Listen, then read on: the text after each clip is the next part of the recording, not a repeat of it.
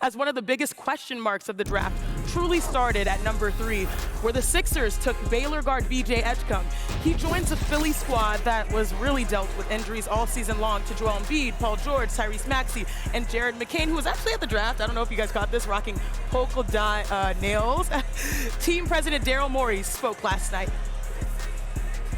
Some of these teams playing dynamic, up-tempo with multiple guards that put the defense in jeopardy, and we do have to have our man guy in the middle. I felt for the players and Coach Nurse, specifically last year, trying to put a defense on the floor with Joel out, and obviously Drummond was hurt, so we didn't. Bona stepped up late, which was exciting. But it's very hard to, if you have like a bunch of dynamic guards, it's hard to make it all work if you don't have a big in there who's making things hard on the other team. Perk, you've been big on this franchise now belonging the keys to the car, Tyrese Maxey. That's who it belongs to, not Joel Embiid. For a long time, the Sixers have made a lot of noise, but it's interesting. Right now, they're pretty quiet. Do you like it? Well, first of all, nobody want to hear Daryl Morey singing his sweet nothings. Nobody want to hear that. The man have more excuses than a brother going to jail. Every time we listen to this man talk, it's an excuse after excuse after excuse. We don't want to hear it.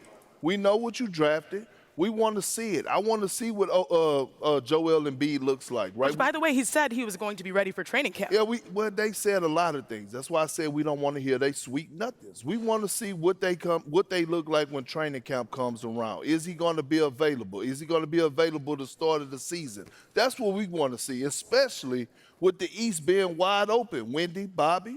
So they started last season with 3 max players. That's Maxey, Paul George, Joel Embiid.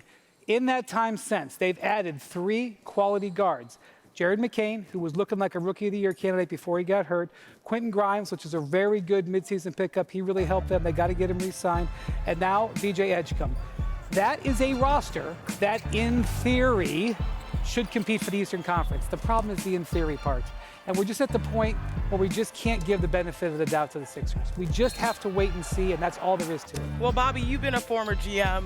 What's the temperature, of your seat? Is it hot? Is it mild? Like, what's the temp? Well, I would say the offseason, everybody loves their roster, and everybody thinks everybody's healthy. And then when we get to October, and if Joel Embiid can't go, and the likelihood is he probably will, then we reassess them right now. But for right now, I'm not ready to anoint Philadelphia because they got VJ Edgecombe and they've got the big 3 back hypothetically healthy right now. They're going to have to come out and prove it. I think the one concern for me is what are they going to do with some front court depth? Because I think there's a chance they're going to lose Gershon Yabusele to free agency if they sign Quentin Grimes. Here are the odds in the Eastern Conference, and I know it's a big if. It's probably the biggest if in the NBA. But as you look at them, look at the Cavs with the shortest, the Bucks with the longest. Perk, please indulge me because you like me because I'm your sister from another mister. If they are healthy, where are the Sixers? They should be top 2, to be honest with you. I mean, we're talking about Joel Embiid. We never question his talent. We'll never do that. He's one of the most talented bigs to ever play the game of basketball. It's all about his health. Tyrese Maxey, we know what he's bringing to the table, and I think he got his first real test last year of being that 1A option without Joel Embiid on the floor, right? So he went through the struggle, right? Everyone has to go through it.